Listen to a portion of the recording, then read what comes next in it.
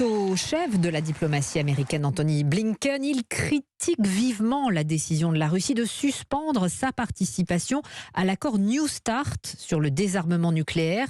Très décevante et irresponsable. Un accord bilatéral signé en 2010, William Molinier. Que va changer l'annonce du président russe ? Eh bien, c'est avant tout une escalade diplomatique. Le traité New Start limite la Russie et les États-Unis à 1550 ogives nucléaires déployées de part et d'autre. Le nombre de lanceurs et de bombardiers lourds ne doit pas dépasser 800 unités. Cet accord doit prendre fin en 2026 et c'est donc pour Vladimir Poutine une façon de relancer un bras de fer en vue de cette négociation. Réaction immédiate du côté de l'OTAN avec son secrétaire général Jens Stoltenberg. Je regrette la décision prise aujourd'hui par la Russie de suspendre sa participation au traité New Start.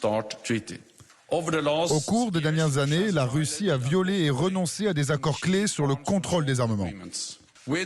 Avec la décision d'aujourd'hui sur New Start, toute l'architecture de contrôle des armements a été démantelée. Alors cela ne signifie pas que les Russes sortent du traité. Il s'agit bien d'une suspension, donc temporaire. D'ailleurs, le Kremlin temporise ce soir et affirme qu'il ne dépassera pas les seuils nucléaires en vigueur dans cet accord. Dans un communiqué, le Quai d'Orsay appelle Moscou à faire preuve de responsabilité et à revenir, je cite, au plus vite sur son annonce de suspension.